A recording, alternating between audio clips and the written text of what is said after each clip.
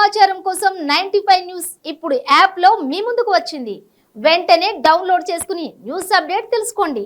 ప్రతి క్షణం ప్రజాక్షేమం కోసం.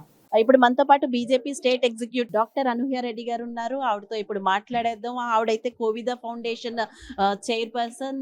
ఇంకా ఆవిడ గురించి చెప్పాలంటే జానపద కళాకారుల అధ్యక్షురాలు. సో చాలా ఉన్నాయి మేడం గురించి చెప్పాలంటే. ఈ రోజు అయితే మెయిన్ గా ఎన్ గౌతమ్ గారిని ఆవిడ దగ్గరుండి సన్మానించారు. సో ఆవిడ ఫీలింగ్ ఏంటి, ఆవిడ హ్యాపీనెస్ మనతో షేర్ చేసుకుంటారు. ముందుగా మీకు హ్యాపీ రిపబ్లిక్ డే మేడం. చెప్పండి మీకు ఎలా అనిపిస్తోంది గౌతమ్ గారి గురించి మీ వాయిస్ లో.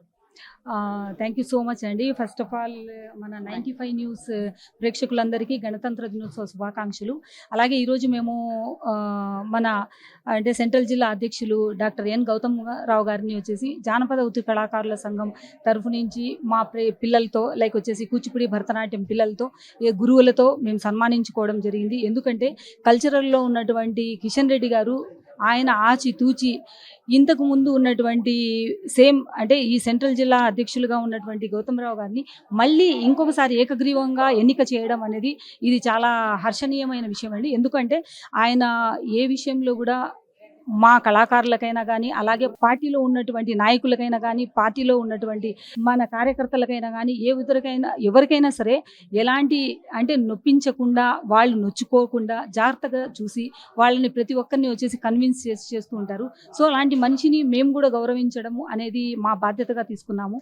ఇక్కడ ఒక బీజేపీ స్టేట్ ఎగ్జిక్యూటివ్ మెంబర్గానే కాదండి, జానపద ఉత్తి కళాకారుల సంఘం నుంచి ఒక గౌరవ అధ్యక్షురాలుగా అది నా బాధ్యత.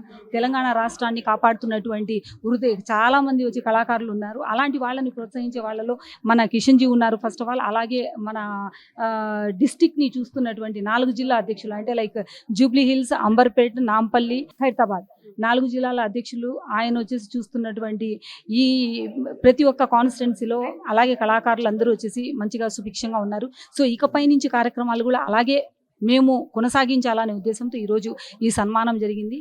సో ఈ సన్మానం చేసినందుకు నాకు చాలా సాటిస్ఫాక్షన్. అలాగే మా పిల్లలందరూ వచ్చినందుకు వాళ్ళందరికీ వాళ్ళ కళ్ళల్లో కూడా ఒక రకమైనటువంటి ఫీల్ చూశాను నేను. ఎందుకంటే ప్రతిసారి మేము చేస్తున్న కొద్దీ మేము ఆయనకి దగ్గర అవుతూ ఉన్నాము.